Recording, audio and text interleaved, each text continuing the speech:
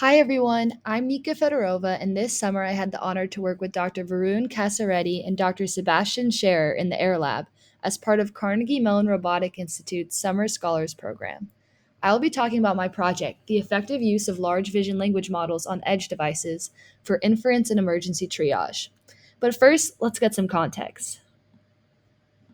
In the Air Lab, I joined Team Chiron to conduct research directly applicable to the DARPA Triage Challenge.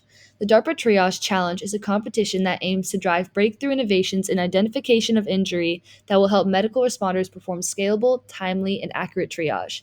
In this challenge, teams must build robots that can locate casualties, capture vitals such as heart rate and respiratory rate, determine motor, verbal, and ocular alertness, and accurately assess the victim for injuries such as severe hemorrhage, amputation, and non amputation wounds. And these robots must do all of this in a limited time frame. A project like this takes a big team and a lot of different ideas. With the help of my mentors, I explored how to solve the wound detection problem. For a task like wound detection, image segmentation methods trained on extensive datasets are the classic solution. However, triage poses a challenge in which datasets depicting real casualties and wounds are extremely limited. It's not really easy to find pictures of amputations and active bleeding on Google. Thus, this challenge inspired us to explore a different solution. Can we deploy a large vision language model on the robot to assess the casualties for injury? A large vision language model, or VLM, is similar to a large language model like ChatGPT, but instead of taking in text as an input, it takes in visual data, like an image or video, alongside a text prompt and performs inference on it. Using VLMs for wound detection would pose a solution to the data bottleneck because of their powerful generalization capabilities to understand images beyond what they are trained on. However, implementing a large vision language model on an edge device like the Jetson Orin, which our robot uses, is non trivial because of the VLM's large size and the resource constraints on the edge device. For deployment on an edge device, we need to compress the model. We decided to use a technique called quantization. Quantization is a process that reduces the bit precision of large models to reduce model size, memory consumption, and latency. In order to implement a VLM to assess wounds, we needed to understand two things: what the optimal level of quantization is for deployment at the edge, and if a VLM is actually useful in a specialized context like triage. Thus, this leads us to the main contribution of this research, which is to analyze the effects of quantization for VLM edge deployment and to understand VLM capabilities for wound detection in the triage domain. First, we created a custom triage dataset consisting of 90 images of both mannequins and humans, with a balanced ratio of images containing injuries and no injuries.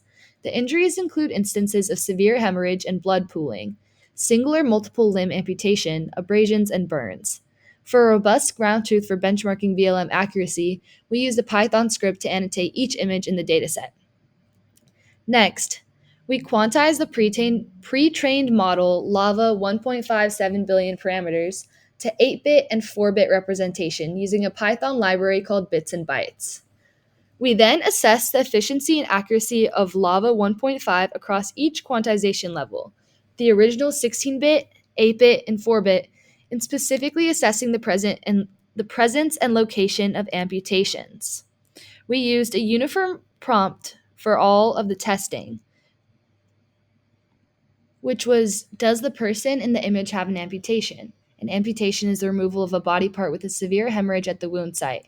If there is an amputation, is it located on the upper extremity arm or lower extremity leg? First, we'll discuss the effects of quantization on the model. The table on the left shows the efficiency of LLaVA 1.5 at each quantization level. Since a main purpose in quantization is to reduce memory consumption, the results for memory usage of each model across the quantization levels are expected. As we reduce the quantization level, the memory usage decreases. As expected, the time to last token, or total time for a response, and the throughput, or tokens per second, decrease significantly from 8-bit to 4-bit quantization. Generally, quantization is expected to result in accelerated inference speed. However, the latency for 16-bit is faster than both 8-bit and 4-bit across all metrics, which is unexpected since 16-bit is the baseline model. This extreme difference can likely be explained by internal issues within the bits and bytes library. These results show us that for deployment on an edge device, there is a different optimal quantization level depending on the most pressing constraint of the edge device. If memory consumption is the biggest constraint, 8-bit quantization appears to be the optimal level. However, if real-time response is the most important factor, then the 16-bit representation is optimal. Now, the graph on the right shows how accuracy was affected as bit representation changed. We expected accuracy to be sacrificed as the model became more quantized. However, the accuracy unexpectedly increases from 16-bit to 8-bit. After further inspection, we realized that this was actually due to only two images with different inference results. So, this is likely due to variability with a smaller than ideal dataset and is something to explore with a scaled up dataset in future work. Now we will talk about the general accuracy of the VLM. Returning to this graph, we see that without any fine-tuning, the baseline 16-bit model has a 72% accuracy for amputation presence and a 66% accuracy for amputation localization. Let's dive into the specifics. The model was successful in assessing amputation when there was no amputation present, when the images displayed the whole body of the subject at a clear angle, and when there were lower extremity amputations. While the successful cases show the promising potential of VLMs in assessing wounds, the failure cases emphasize the limitations of VLMs and highlight where improvement is needed before they can be a feasible solution. Let's take a look at them. LLaVA 1.57b failed to correctly identify amputation presence and localization when an obstacle occluded a limb or part of the body of the subject was cut out of the image. In this case, the VLM would wrongly detect an amputation. When presented with an image of a body at a difficult angle, the VLM would fail even if the human eye could easily detect an amputation. It also commonly failed in identifying multiple amputations or mixing up an arm amputation for a leg amputation. An interesting phenomenon occurred when it saw an obvious mannequin. It would say that there was no amputation because the mannequin was fake and therefore the amputation is not real, even though we clearly simulated an amputation. Finally, there were numerous accounts of the LLaVA model hallucinating a leg amputation when there was no amputation at all. These failure cases demonstrate a significant need for either fine-tuning of VLMs or just general improvement of VLM generalization before we can deploy it for use in triage.